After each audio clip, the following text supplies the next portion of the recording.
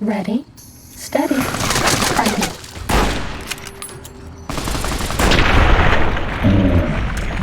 Is dealt with. Das wohl wahr.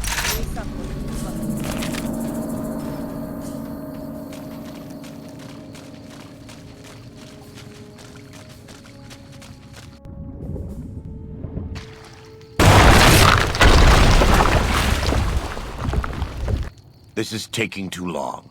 We can't let salt upon wounds escape. I'm going to find a way around.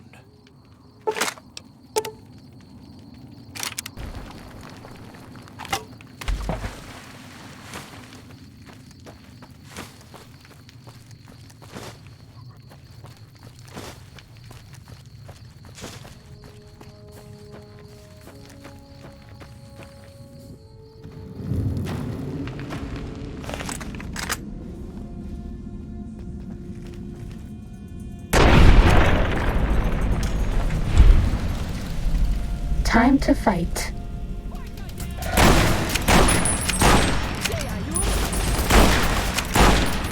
You can nikumpa me.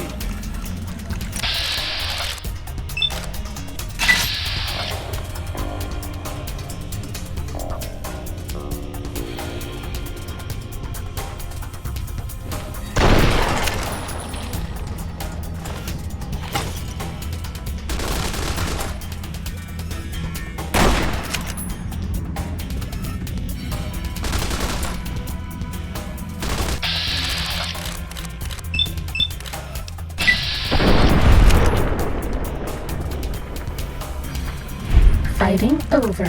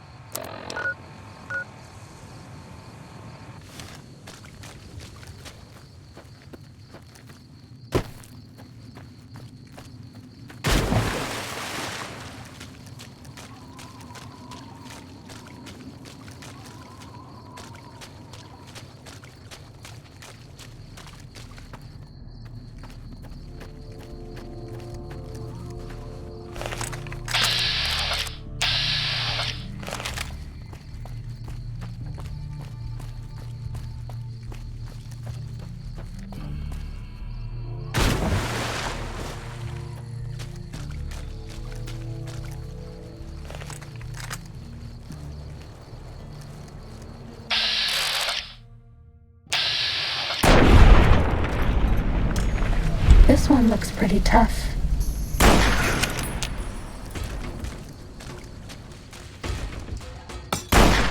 Bad guys dealt with.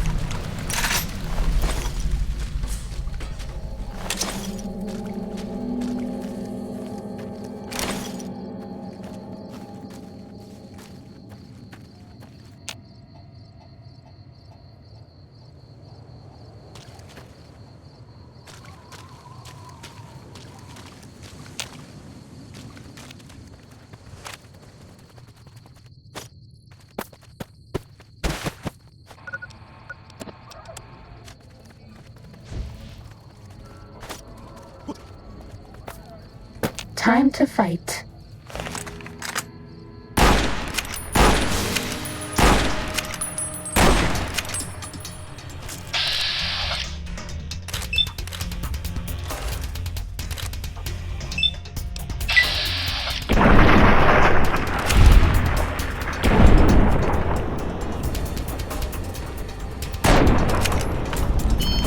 Bad guys stealth rift.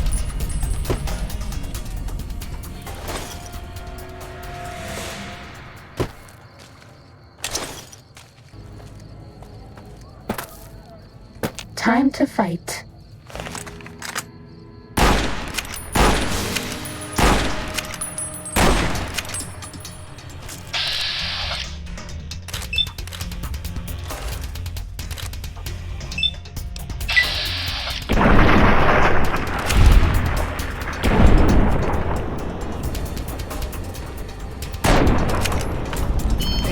Bad guys stealth rift.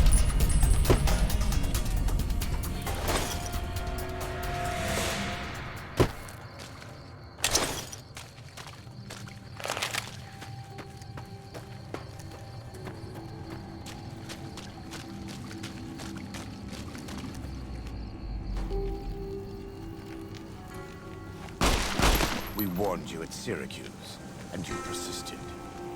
You took advantage of us at New Canaan to drive us out. And like the dogs of Caesar you are, you followed us to Zion. And now you stand on holy ground, a temple to God's glory on earth. The only use for an animal in our temple is sacrifice. Kale wachane conserva om. You understand me, don't you? Don't you? Outman. Kunaman mad. He killed all white legs. You talk. You stop.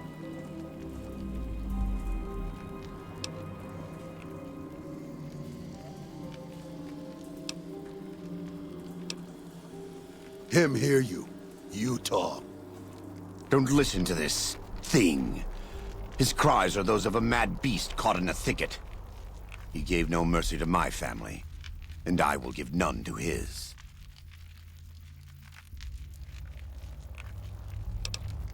He never had any, but for your sake, for the... Stand up. Sneaking done. Fighting now.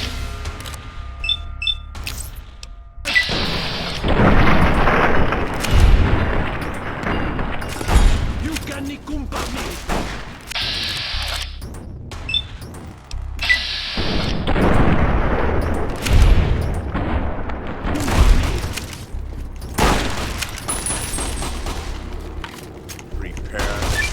It's the same end he would have met if he had died on his knees. I suppose this was for the sake of the dead horses and sorrows. Still, thanks to your help and the grace of God, the Whitelegs won't be troubling Zion anymore. Let's go find Daniel. That's all.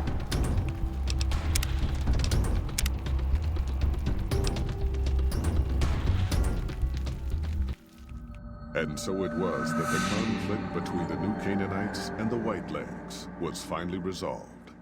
The courier's involvement had tipped the scale, shifting the fragile balance of power. Despite their defeat at Three Marys and the death of their war chief, the Whitelegs were determined to pursue the other New Canaanites.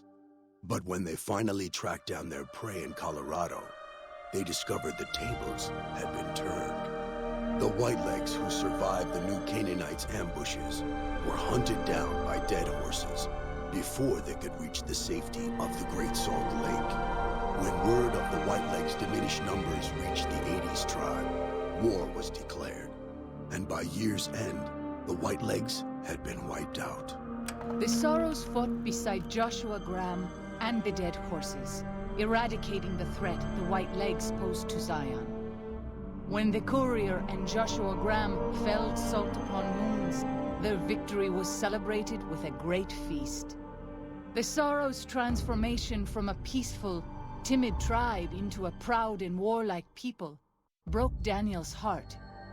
He tried to take solace in the knowledge that they would remain in Zion, but it was a small comfort. The Sorrows' innocence was lost. Having helped eradicate the Whitelegs from Zion, the Dead Horses returned to Dead Horse Point in triumph. They remained neutral toward the Sorrows, but as years went on, there were periods of competitive friction, even violence between the tribes. The new Canaanites, Daniel especially, intervened regularly as mediators, but found it difficult to reconcile the tribe's conflicts. The defeat of the Whitelegs in Zion marked a turning point in the fortunes of the Happy Trails Caravan Company. Every 2 months, the caravan met with the new Canaanites in Zion Valley to trade. Happy Trails soon returned to prosperity. The vigilance of the Sorrows and Dead Horses in defending southwestern Utah, initially startling to Happy Trails caravans, soon proved a blessing. The tribes united against the 80s, driving them back from Highway 50, and thus opening yet another trading route for Happy Trails caravans. Waking Cloud was distraught when she learned of her husband's death, but took comfort from her tribe and the compassion of the new Canaanites. She forgave Daniel for having concealed her husband's fate from her, and learned to accept his fate. When her grief faded, she took a husband from the Dead Horse tribe.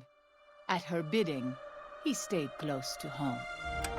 Though the courier had stopped Joshua Graham from executing Salt-Upon wounds, the war chief still fell in battle. The Whitelegs defeated at Three Marys. Joshua led the Sorrows and Dead Horses in tending to their comrades and burning the corpses of their foes. He continued to advocate militant opposition to the enemies of New Canaan and showed little quarter to those he fought. And yet he was changed.